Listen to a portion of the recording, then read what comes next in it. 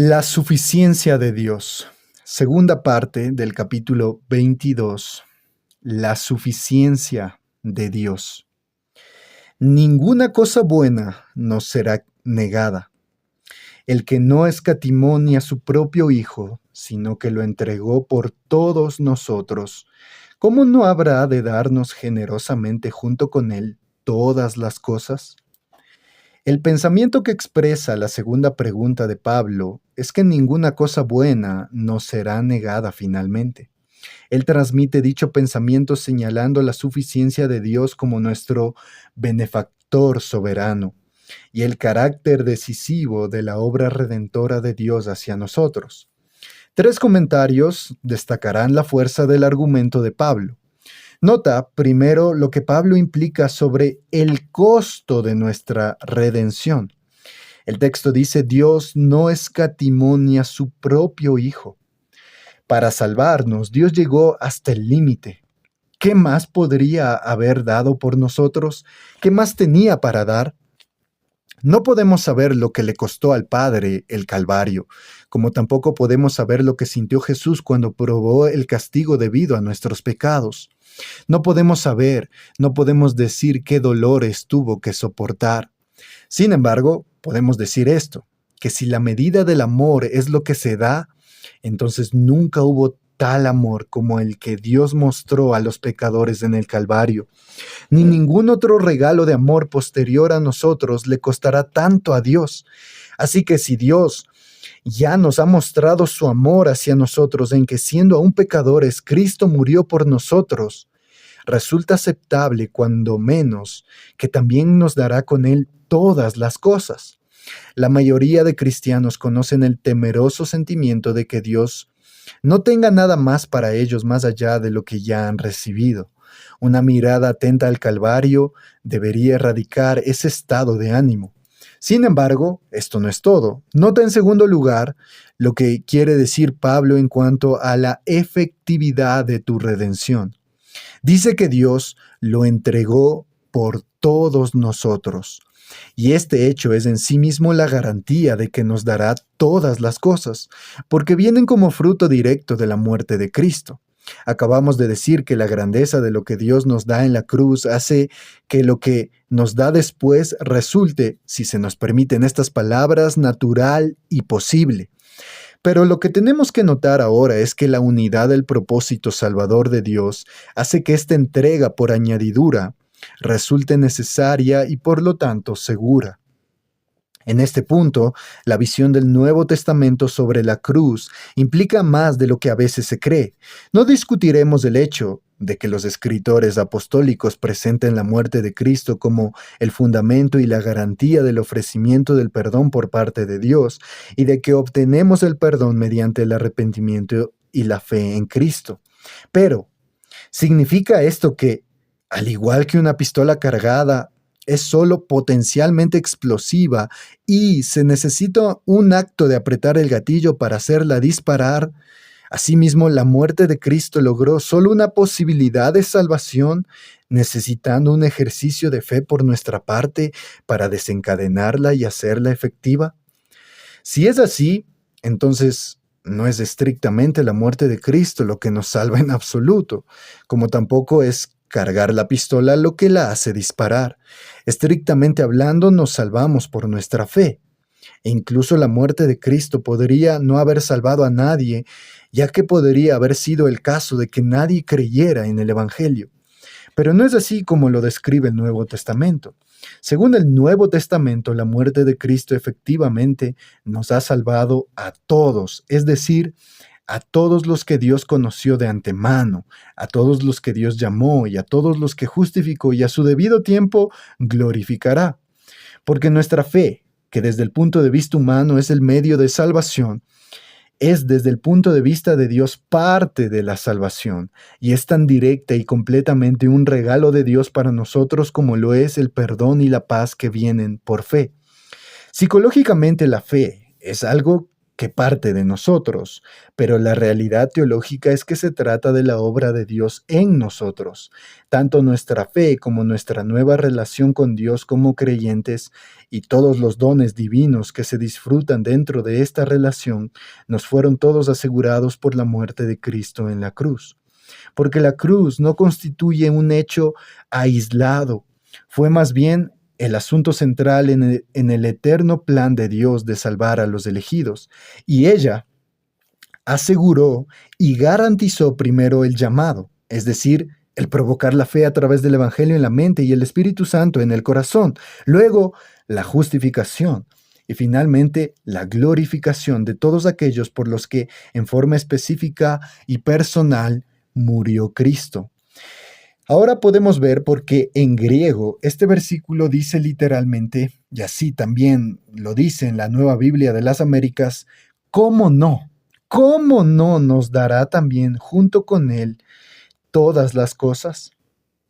Es que sencillamente le resulta imposible no hacerlo, porque Cristo y todas las cosas van juntas como ingredientes en el singular regalo que es la vida y la gloria eterna. Y el hecho de que se nos haya dado a Cristo para que removiera la barrera del pecado mediante su muerte expiatoria en nuestro lugar, en efecto, nos ha abierto la puerta para que nos sea dado todo lo demás. El propósito salvador de Dios, desde la elección eterna hasta la glorificación final, es uno solo, y resulta vital para nuestro entendimiento y nuestra seguridad que no perdamos de vista los lazos que unen las diversas partes, lo cual nos lleva al próximo punto. En tercer lugar, nota también lo que Pablo implica cuando habla sobre las consecuencias de nuestra redención. Nos dice que Dios nos dará con Cristo todas las cosas. ¿Qué incluye esto? El llamado, la justificación y la glorificación, lo cual en Romanos 8:30 incluye todo, desde el nuevo nacimiento hasta la resurrección. Y todo esto ya ha sido mencionado, como también lo ha sido a lo largo del capítulo, el multiforme ministerio del Espíritu Santo. He aquí una riqueza incalculable, y basados en otras escrituras podríamos agregar más. Podríamos, por ejemplo, considerar la seguridad que nos da el Señor de que cuando los discípulos buscan primeramente el reino de Dios y su justicia, entonces todas estas cosas, es decir, sus necesidades materiales, les serán provistas providencialmente. Un hecho que volvió a mencionar, aunque parezca extraño, cuando dijo en Marcos 10, 29 al 30, todo el que por mi causa y la del Evangelio haya dejado casa, hermanos, hermanas, madre, padre, hijos o terrenos, recibirá 100 veces más ahora, en este tiempo, casas, hermanos, hermanas, madres, hijos y terrenos, aunque con persecuciones, y en la edad venidera, la vida eterna. O podríamos considerar el hecho de que todas las cosas significa todo lo bueno, no en lo que nosotros podamos pensar, sino en lo que puede pensar Dios, ya que su infinita sabiduría y poder dirigen su generosidad. Pero estaremos más cerca del pensamiento de Pablo si entendemos que esta frase ha sido provocada, como el por lo tanto de Romanos 8:1, por el tipo especial de lógica pastoral de Pablo, que combate por anticipado las conclusiones equivocadas a que de otro modo habrían de arribar sus lectores, la conclusión errónea que estaba combatiendo en el 8:1 y que lo veremos combatir nuevamente en el 8:33, era que los pecados de debilidad del cristiano pueden poner en peligro su aceptación continua por parte de Dios. La conclusión equivocada que está combatiendo aquí es que seguir a Cristo debe significar la pérdida de cosas que valdría la pena tener y que no tienen compensación con nada de lo que se adquiere, lo cual, de ser cierto, haría que el discipulado cristiano fuera algo detestable. La seguridad que nos da Pablo de que con Cristo Dios nos dará todas las cosas rectifica o corrige esta conclusión por anticipado, pues proclama la suficiencia de Dios como nuestro soberano benefactor, cuya forma de tratar a sus siervos no deja lugar para que tengan temor de un verdadero empobrecimiento personal en ninguna etapa. Permítanme analizar más detalladamente esto. El cristiano, como Israel en el Sinaí, se enfrenta a la demanda excluyente del primer mandamiento. Dios le dijo a Israel: yo soy el Señor tu Dios. Yo te saqué de Egipto, del país donde eras esclavo. No tengas otros dioses además de mí. Éxodo 22 al 3. Este mandamiento, como todo el decálogo, estaba concebido en términos negativos porque tenía como fin urgir a los israelitas a dejar de vivir como acostumbraban y a comenzar de nuevo. El trasfondo lo constituía el politeísmo de Egipto, que ya conocían los israelitas, y el de Canaán, que encontrarían en poco tiempo. El politeísmo, es decir, la adoración de muchos dioses, se había extendido universalmente por todo el antiguo Cercano Oriente. La idea básica era que el poder de cada uno de los dioses estaba limitado por el de los demás. El dios del trigo o el dios de la fertilidad, por ejemplo, no podría jamás cumplir las funciones del dios de la tormenta o del dios de los mares. El dios que hacía su morada en algún santuario o bosquecillo sagrado o árbol en particular, solo podía actuar o auxiliar a los hombres cuando se encontraba en su propio lugar de habitación. En otras partes, otros dioses lo superaban.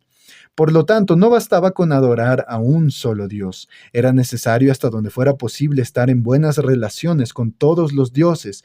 De otro modo, se corría el riesgo de verse constantemente expuesto al capricho de los dioses cuya propiciación se había descuidado, con la consiguiente pérdida de las cosas buenas que constituían la prerrogativa de estas deidades.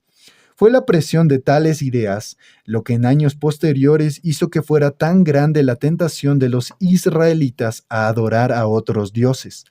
Indudablemente en Egipto habían llegado a aceptar el politeísmo sin discusión, independientemente de que tanto participaron en la adoración de los dioses de los egipcios. Pero el primer mandamiento prohibió absolutamente este modo de pensar y de comportarse. No tengas otros dioses además de mí. Nota ahora cómo resuelve Dios la cuestión de la lealtad entre él y los otros dioses. Le plantea la cuestión a Israel no como un problema de teología, sino de lealtad. Un asunto no solo de la mente, sino del corazón. En otras partes de la Escritura, principalmente en los Salmos y en Isaías, lo vemos diciéndole al pueblo de forma explícita que adorar dioses paganos es locura, porque en realidad no son dioses, pero aquí no se trata de eso. Por el momento, deja abierta la cuestión de si existen otros dioses o no. Compone el primer mandamiento, no para resolver esa cuestión, sino la de la lealtad. Dios no dice: no existen otros dioses además de mí. Dice simplemente: no tengas otros dioses además de mí. Y fundamenta esta declaración en el hecho de que Él es el Dios de ellos, que los sacó de Egipto. Es como si dijera: al haberlos salvado del faraón y sus huestes con mano poderosa y con brazo extendido, con señales y maravillas, con la Pascua y el cruce del Mar Rojo, les di una demostración de lo que puedo hacer por ustedes y les mostré muy claramente que en cualquier parte, en cualquier momento, frente a cualquier enemigo, en cualquier circunstancia, puedo protegerlos, proveer para sus necesidades y darles todo lo que constituye la verdadera vida. No necesitan ningún otro Dios sino a mí. Por lo tanto, no deben dejarse arrastrar por la idea de buscar a ningún otro Dios, sino a mí. Deben servirme a mí y solo a mí.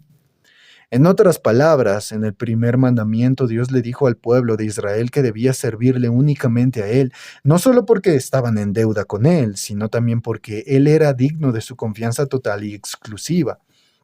Debían inclinarse ante su autoridad absoluta sobre la base de la confianza en su total suficiencia para ellos.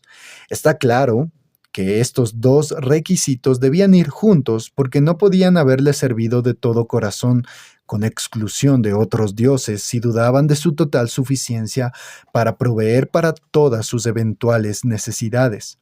Ahora bien, si eres cristiano, sabes que a ti también te ha reclamado de la misma manera.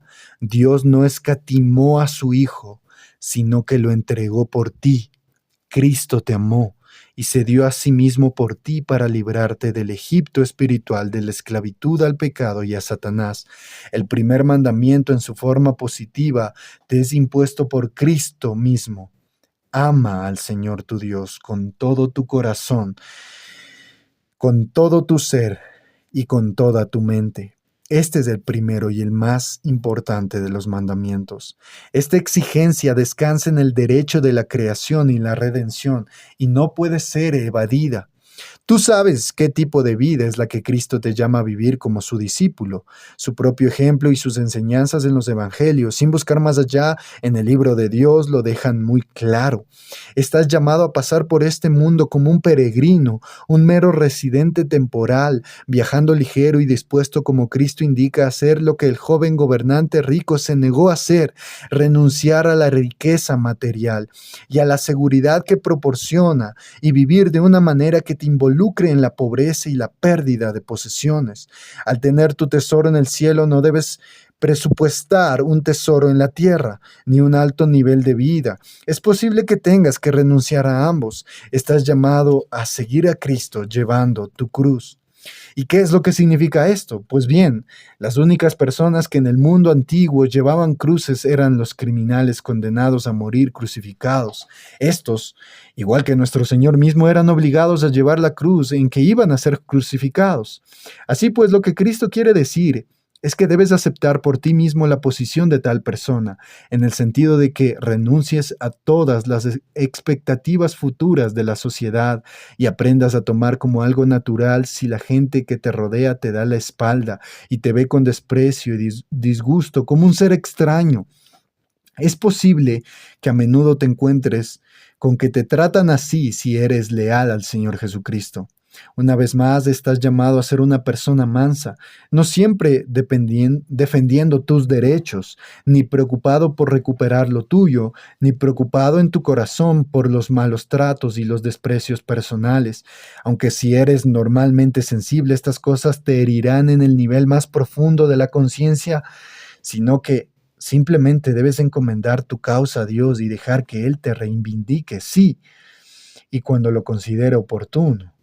Tu actitud hacia los demás, buenos y malos, agradables y desagradables, tanto cristianos como incrédulos, debe ser la del buen samaritano hacia el judío del camino. Es decir, tus ojos deben estar abiertos para ver las necesidades de los demás, tanto espirituales como materiales. Tu corazón debe estar dispuesto a atender a las almas necesitadas cuando las encuentres. Tu mente debe estar alerta para planear la mejor manera de ayudarlos y tu voluntad debe estar en contra del truco que a todos se nos da tan bien, pasar la pelota, pasar por el otro lado y desconectarte de las situaciones de necesidad en las que se requiere una ayuda sacrificada. Por supuesto que a nadie le resulta extraño nada de esto. Sabemos muy bien la clase de vida a la que Cristo nos llama. A menudo predicamos y conversamos sobre el tema entre nosotros, pero vivimos así. Mira las iglesias, observa la escasez de pastores y misioneros, en especial de hombres, el lujo en los hogares cristianos, los problemas que tienen las entidades cristianas para reunir fondos, la facilidad que tienen los cristianos en todas las esferas de actividad para quejarse sobre el salario que reciben, la falta de verdadera preocupación por los ancianos y las personas solitarias o por cualquiera que éste fuera del círculo de los buenos cristianos. Somos muy distintos de los cristianos del Nuevo Testamento. Nuestra perspectiva sobre la vida es convencional y estática. La de ellos no lo era. El concepto de primero la seguridad no constituía para ellos un obstáculo para sus iniciativas, como lo es para nosotros. Al ser exuberantes, poco convencionales y desinhibidos al vivir según el Evangelio, pusieron su mundo al revés, pero no se nos podría acusar a los cristianos modernos de hacer nada parecido. ¿Por qué somos tan diferentes? ¿Por qué, comparados con ellos, solo nos parecemos como cristianos a medias? ¿De dónde viene el sentimiento nervioso, dudoso y cobarde que mancha gran parte de nuestro discipulado? ¿Por qué no nos liberamos lo suficiente del miedo y la ansiedad como para poder darlo todo en pos de Cristo? Una razón parece ser que en lo más profundo de nuestro corazón tememos las consecuencias de ir con todo en la vida cristiana. No nos atrevemos a aceptar responsabilidades porque pensamos que no vamos a tener las fuerzas necesarias para llevarlas a cabo. No nos atrevemos a iniciar un modo de vida que renuncia a la seguridad material porque tenemos miedo a quedarnos desamparados. No nos atrevemos a ser mansos porque tememos que si no nos defendemos nos van a pisotear y a victimizar y que terminaremos en el fracaso. No nos atrevemos a romper las convenciones sociales a fin de servir a Cristo porque tememos que si lo hacemos, la estructura firme de nuestra vida se vendrá abajo, dejándonos sin apoyo en ninguna parte. Son estos temores de los cuales somos poco conscientes, este miedo a la inseguridad, más que un rechazo deliberado a afrontar el costo de seguir a Cristo, lo que nos detiene. Nos parece que los riesgos de un discipulado incondicional son demasiado grandes. En otras palabras, no estamos persuadidos de la suficiencia de Dios para suplir todas las necesidades de quienes se lanzan de lleno al profundo mar de la vida no convencional en obediencia al llamado de Cristo. Por lo tanto, nos sentimos obligados a quebrantar el primer mandamiento solo un poquito, reservándonos una proporción de nuestro tiempo y energías para servir al dinero en lugar de a Dios. En el fondo, parece que esto es lo que anda mal con nosotros. Tenemos miedo de aceptar completamente la autoridad de Dios por la incertidumbre secreta que nos asalta en cuanto a su suficiencia para cuidarnos si lo hacemos. Llamemos a las cosas como son. El nombre del juego en que participamos es incredulidad. Y la frase de Pablo, habrá de darnos generosamente junto con él todas las cosas, constituye un reproche permanente a nuestra actitud. Pablo nos está diciendo que no hay ninguna pérdida definitiva ni empobrecimiento irreparable que temer. Si Dios nos niega algo, es solo con el fin de hacer lugar para una u otra de las cosas que tiene pensadas para nosotros. Quizás seguimos suponiendo que la vida de una persona consiste por lo menos en parte en las cosas que posee, pero eso sería presuponer el descontento futuro y perder la bendición, ya que el todas las cosas de Pablo no se refiere a las posesiones materiales y la pasión por las posesiones tiene que ser sacada a fin de que puedan ingresar todas las cosas. Porque esta frase tiene que ver con conocer y disfrutar a Dios y nada más. El significado de la frase habrá de darnos generosamente junto con él todas las cosas puede expresarse así.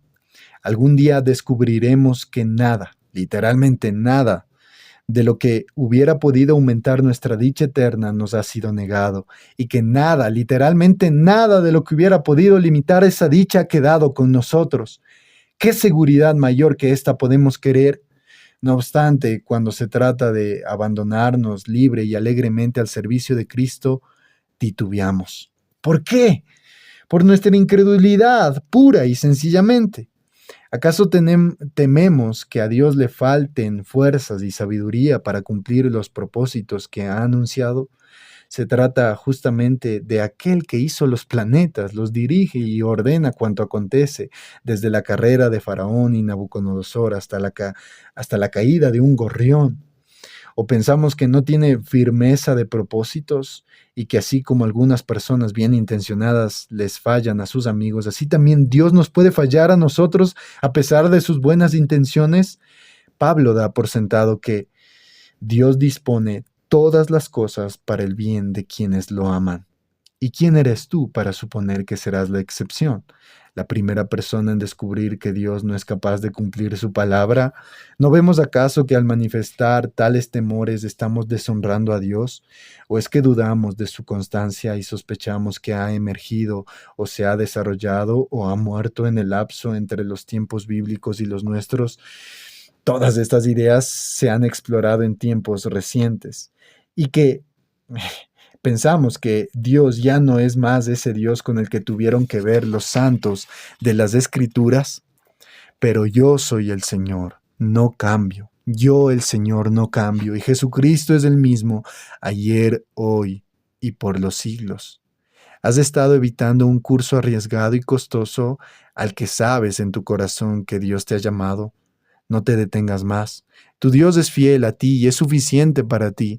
Nunca necesitarás más de lo que Él puede suministrar, y lo que Él suministra, tanto material como espiritualmente, siempre será suficiente para el presente. Nada bueno niega a los que andan en integridad.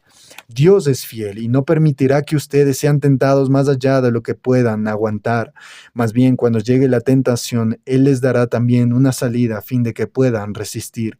Te basta con mi gracia, pues mi poder se perfecciona en la debilidad. Piensa en estas cosas y deja que tus pensamientos expulsen tus inhibiciones para servir a tu Maestro. ¿Quién nos acusará? Tercero, ¿quién acusará a los que Dios ha escogido? Dios es el que justifica. ¿Quién condenará? El pensamiento que expresa la tercera pregunta de Pablo es que ninguna acusación podrá jamás privarnos de nuestra herencia. Nos transmite esta idea al señalar la suficiencia de Dios como defensor soberano y el carácter decisivo de su veredicto justificador sobre nosotros. Pablo escribió los dos versículos anteriores para combatir el temor del cristiano en cuanto a la oposición y la pobreza entre los hombres. Este otro versículo lo escribe para combatir el temor del rechazo de parte de Dios. Existen dos tipos de conciencia enferma: la de quienes no tienen plena conciencia del pecado y la de los que no tienen plena conciencia del perdón. Pablo se dirige aquí a los del segundo tipo. Sabe muy bien con cuánta facilidad la conciencia del cristiano sometido a presiones puede volverse morbosa, en particular cuando le restriegan en la cara, como lo haría Romanos 7, del 14 al 25, con la realidad del pecado y el fracaso incesantes.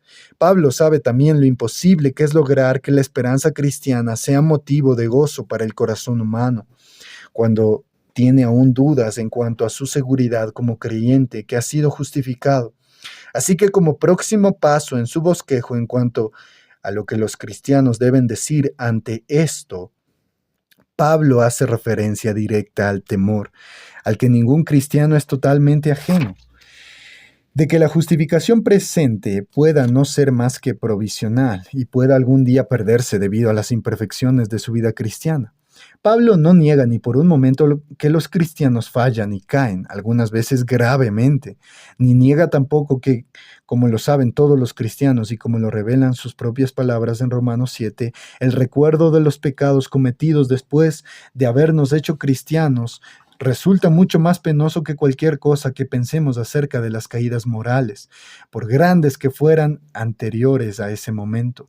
Pero Pablo niega categóricamente que alguna caída presente pueda poner en peligro nuestra justificación ante Dios. La razón, dice, en efecto, es muy simple. Nadie está en condiciones de hacer que el veredicto dado por Dios sea modificado. Nadie está en condiciones de hacer que el veredicto dado por Dios sea modificado. Nuestra versión de la Biblia expresa con claridad el punto de Pablo. ¿Quién acusará a los que Dios ha escogido? Sus palabras destacan el punto de varias maneras. Primero, Pablo nos recuerda la gracia de Dios en la elección. ¿Quién acusará a los que Dios ha escogido? Recuerden, dice Pablo, que los que Dios justifica ahora ya fueron escogidos desde la eternidad para ser salvos, y si la justificación de los mismos fuera revocada en algún momento, los planes de Dios hacia ellos no se cumplirían. Por eso entonces perder la justificación resulta inconcebible. Segundo, Pablo nos recuerda la soberanía de Dios en el juicio. Dios es el que justifica. ¿Quién condenará? Si Dios, hacedor y juez de todos, es quien pronuncia la sentencia de justificación, es decir, el que te declara que justo ante su ley, es decir, el que te declara que eres justo ante su ley y estás en paz con él y que ya no estás sujeto a muerte por tus pecados, sino que eres aceptado en Cristo. Y si Dios ha pronunciado esta sentencia a plena vista de todos tus fracasos, justificándote sobre la base y el entendimiento explícitos de que no eras justo, sino impío, entonces nadie puede jamás desafiar el veredicto, ni siquiera él mismo acusador de los hermanos. No hay nadie por encima de Dios que pueda modificar su decisión. Hay un solo juez y nadie puede proporcionar nuevas pruebas de tu depravación que puedan cambiar la decisión de Dios, porque Dios te justificó con, por así decirlo, los ojos abiertos. Sabía lo peor de ti cuando te aceptó por amor de Jesús, y el veredicto que declaró entonces fue y sigue siendo definitivo. En el mundo de la Biblia, el juicio era una decisión del rey. El juez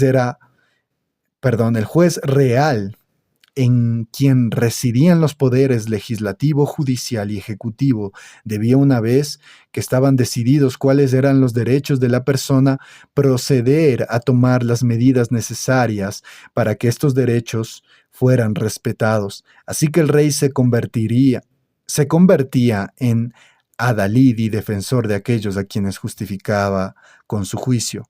Este es el trasfondo del pensamiento de Pablo aquí. El Señor soberano que te justificó tomará las medidas activas necesarias para garantizar que la posición que te ha dado se mantiene y disfruta completamente. Entonces perder la justificación resulta inconcebible por este lado también. Tercero, Pablo nos recuerda la efectividad de Cristo como mediador.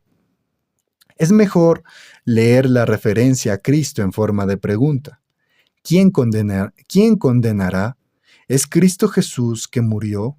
Sí, que resucitó de entre los muertos, que está a la derecha de Dios, que sí intercede por nosotros.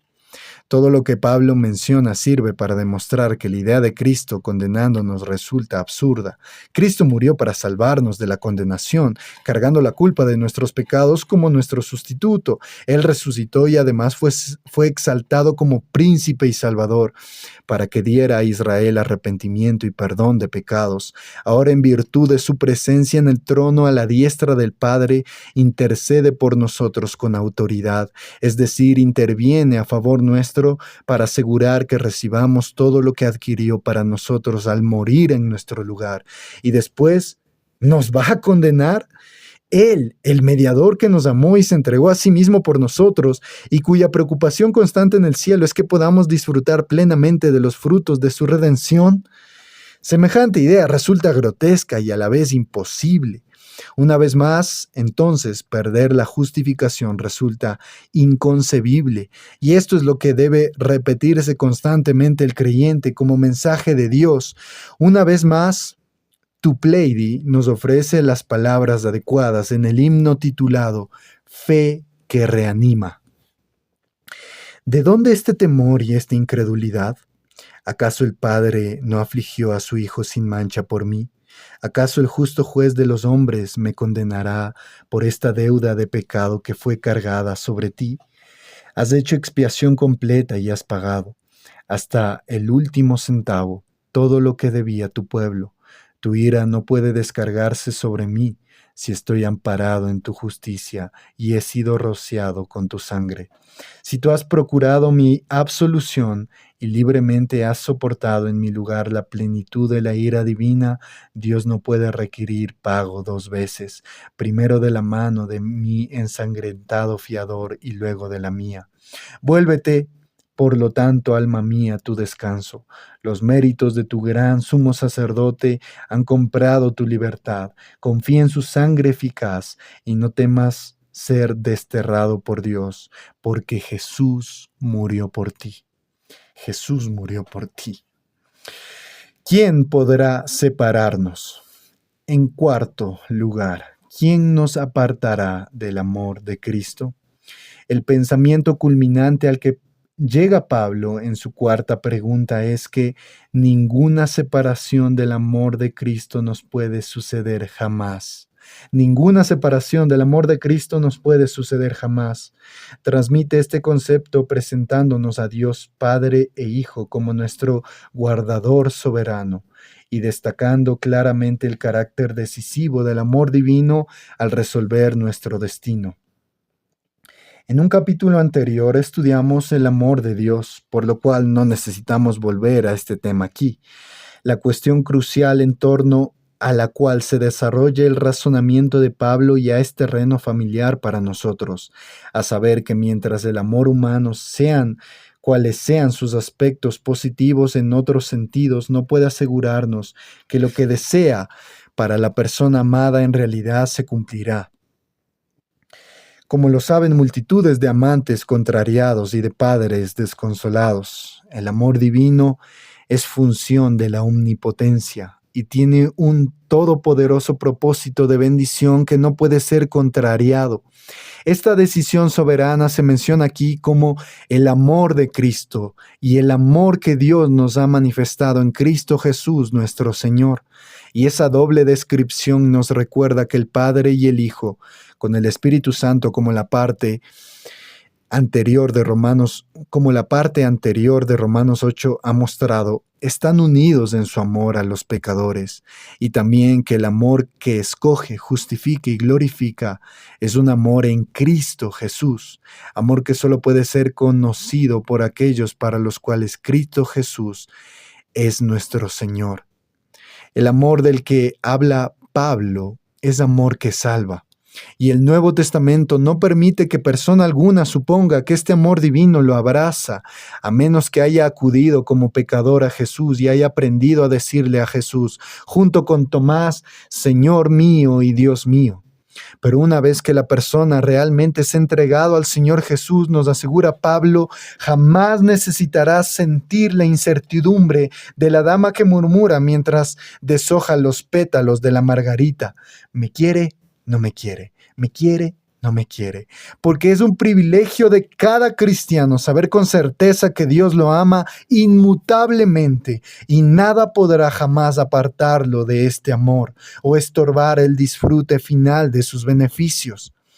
Esto es lo que Pablo proclama en la triunfante declaración de los versículos 38 y 39, en los que se oyen los latidos del corazón mismo de la certidumbre cristiana. Estoy convencido, estoy seguro de que ni la muerte, ni la vida, ni los ángeles, ni los demonios, ni lo presente, ni lo porvenir, ni los poderes, ni lo alto, ni lo profundo, ni cosa alguna en toda la creación podrá apartarnos del amor que Dios nos ha manifestado en Cristo Jesús, nuestro Señor. Pablo expone aquí la suficiencia de Dios, su carácter todo suficiente, en la expresión antigua, por lo menos en dos maneras. Primero, Dios es suficiente como nuestro guardador. Nada podrá separarnos del amor de Dios, porque el amor de Dios nos sostiene fuertemente. Los cristianos son protegidos por el poder de Dios para la salvación, y el poder de Dios no solo nos hace perseverar en la fe, sino que incluso los mantiene seguros mediante su fe. Tu fe no faltará mientras Dios la sostiene. No eres tan fuerte como para no eres tan fuerte como para alejarte cuando Dios ha resuelto sostenerte.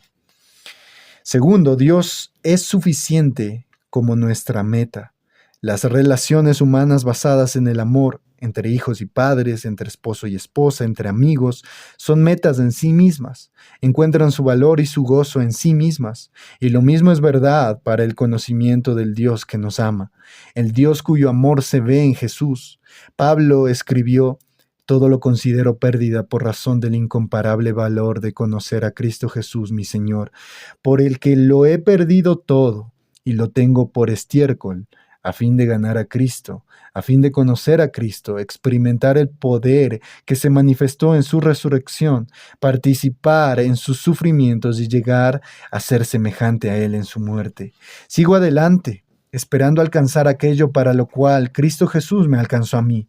Una cosa hago, olvidando lo que queda atrás y esforzándome por alcanzar lo que está adelante. Sigo avanzando hacia la meta para ganar el premio que Dios ofrece mediante su llamamiento celestial en Cristo Jesús. Todo esto lo dice Pablo en Filipenses capítulo 3, verso 8 al 14. Además, como lo expresa el himno, Cristo es la senda y Cristo el premio. El propósito de nuestra relación con Dios en Cristo es el perfeccionamiento de esa misma relación. ¿Cómo podría ser de otro modo cuando se trata de una relación basada en el amor? Así que Dios es suficiente en este sentido más profundo. que conociéndolo plenamente nos sentiremos plenamente satisfechos sin necesitar ni desear nada más. Una vez más, Pablo está combatiendo el temor. Temor en este caso de lo desconocido, ya sea en términos de sufrimiento sin precedentes o de un futuro horrible, lo porvenir, o de fuerzas cósmicas que no pueden medirse ni dominarse, alto y profundo. Estos son términos astrológicos relativos a poderes cósmicos misteriosos. La razón del temor es el efecto que estas cosas podrían tener sobre nuestra comunión con Dios, si logran imponerse sobre la razón y la fe, destruyendo de este modo la cordura y la salvación al mismo tiempo en una época como la nuestra, que en este sentido no es tan diferente a la de Pablo. Todos los cristianos, en especial los más imaginativos, conocen algo de este tipo de temor. Es la versión cristiana de la angustia existencialista ante la perspectiva de la destrucción personal. Pero dice Pablo, tenemos que luchar contra este temor por cuanto el espanto es ficticio. Nada, literalmente nada nos puede separar del amor de Dios. En todo esto somos más que vencedores por medio de aquel que nos amó. Cuando Pablo y Silas estaban detenidos en el cepo de la cárcel de Filipos, estaban tan rebosantes de gozo que a medianoche se pusieron a cantar. Y así es como estarán siempre los que conocen el amor soberano de Dios cuando las cosas más duras les sobrevengan. Una vez más es Toplady en un himno llamado Completa Certidumbre, quien encuentra palabras para explicar lo que esto significa. El brazo de su fortaleza completará la obra que inició su bondad. Su promesa es sí y amén, y jamás ha sido retirada hasta hoy. Ni cosas futuras, ni las que ya son, ni las cosas de arriba o de abajo pueden hacerle renunciar a su propósito o separar mi alma de su amor. La eternidad no borrará mi nombre de las palmas de sus manos. Con marcas de gracia indeleble queda grabado en su corazón. Sí, hasta el final perduraré. Con la misma seguridad con la que se dio la garantía, podrán tener mayor alegría, pero no mayor seguridad, los espíritus ya glorificados en el cielo. Aprender a conocer a Dios en Cristo. Hemos llegado al punto culminante de nuestro libro. Al comenzar nos propusimos averiguar qué significa conocer a Dios. Descubrimos que el Dios que está allí para que podamos conocerlo es el Dios de la Biblia, el Dios de Romanos, el Dios revelado en Jesús, el Dios que es tres en uno, según la doctrina cristiana histórica. Vimos que para conocer a Dios tenemos que comenzar por tener conocimiento sobre Él, de modo que estudiamos tanto su carácter como sus modos de obrar según la revelación, y llegamos a comprender algo de su bondad y su severidad, de su ira y de su gracia. Al hacerlo, aprendimos a reevaluarnos como criaturas caídas, no como criaturas fuertes y todo suficientes, como alguna vez supusimos, sino como seres débiles, necios y realmente malos, encaminados no hacia la utopía, sino hacia el infierno, a menos que intervenga la gracia. Además, vimos que conocer a Dios requiere una relación personal por la que nos entregamos en manos de Dios sobre la base de su promesa de entregarse Él también a nosotros. Conocer a Dios significa pedirle misericordia y descansar en su promesa de perdonar a los pecadores por la obra de Jesús. Además, significa hacernos discípulos de Jesús, el Salvador viviente que está allí hoy, llamando a los necesitados a que acudan a Él como lo hizo en Galilea hace 2000 años. Conocer a Dios, en otras palabras, comprende la fe, el asentimiento, el consentimiento, el compromiso. Y la fe se expresa en la oración y la obediencia. La mejor medida de una vida espiritual, dijo Oswald Chambers, no son sus éxtasis, sino su obediencia. El buen rey Josías defendía la causa del pobre y del necesitado. ¿Acaso no es esto conocerme? Afirma el Señor. Jeremías 22:16. Y ahora Finalmente, sobre la base de todo lo anterior, aprendemos que la persona que conoce a Dios será más que vencedor y vivirá en Romanos 8, exultando con Pablo en la suficiencia de Dios. Y aquí tenemos que parar, porque es imposible que lleguemos más alto en el conocimiento de Dios de este lado de la gloria. ¿A dónde nos ha llevado todo esto? Al corazón mismo de la religión bíblica. Hemos llegado a un punto en el que podemos hacer nuestra la oración y la confesión de David en el Salmo 16. Cuídame, oh Dios, porque en ti busco refugio. Yo le he dicho al Señor, mi Señor eres tú, fuera de ti no poseo bien alguno. Tú, Señor, eres mi porción y mi copa. Eres tú quien ha afirmado mi suerte. Bendeciré al Señor que me aconseja. Siempre tengo presente al Señor. Con Él a mi derecha nada me hará caer. Por eso mi corazón se alegra. Me has dado a conocer la senda de la vida. Me llenarás de alegría en tu presencia y de dicha eterna a tu derecha. Luego podríamos decir con Habacuc, en casos de ruina económica o cualquier otra privación, aunque la higuera no florezca, ni haya frutos en las vides, aunque falle la cosecha del olivo y los campos no produzcan alimentos, aunque en el aprisco no haya ovejas ni ganado alguno en los establos, aún así yo me regocijaré en el Señor, me alegraré en Dios, mi libertador. El Señor omnipotente es mi fuerza, da a mis pies la ligereza de una gacela y me hace caminar por las alturas. Feliz la persona que puede decir estas cosas y realmente sentirlas. De nuevo, hemos llegado al punto en el que podemos comprender la verdad de las descripciones de la vida cristiana en términos de victoria y de que Jesús satisface. Este tipo de lenguaje puede desconcertar si se usa ingenuamente porque la victoria no es todavía el fin de la guerra y la fe en el Dios Trino no puede reducirse a Jesusolatría. No obstante, estas frases son preciosas porque muestran el vínculo entre el conocimiento de Dios por un lado y la realización humana por otro. Cuando hablamos de la suficiencia de Dios, es este vínculo que resaltamos. Es la esencia misma del cristianismo. Los que conocen a Dios en Cristo han descubierto el secreto de la verdadera libertad y de la verdadera humanidad, pero necesitaríamos otro libro para considerar esto a profundidad. Por último, hemos llegado al punto donde podemos y tenemos que definir las prioridades de nuestra vida. A juzgar por las publicaciones cristianas actuales, se podría pensar que la cuestión más vital para cualquier cristiano real o aspirante a serlo en el mundo actual es la afiliación denominacional, o el testimonio social, o el diálogo con otros cristianos y otras confesiones, o la refutación de tal o cual ismo, o el desarrollo de una filosofía y una cultura cristianas, o lo que sea. Pero nuestra línea de estudio hace que la concentración actual en estas cosas parezca una gigantesca conspiración para distraernos. Por supuesto, no es eso. Los temas en sí son reales y deben ser tratados en su lugar, pero es trágico que, al prestarles atención, tantas cosas en nuestros días parezcan haberse distraído de lo que fue, es y será siempre la verdadera prioridad para todo ser humano: aprender a conocer a Dios en Cristo. Salmos 27:8.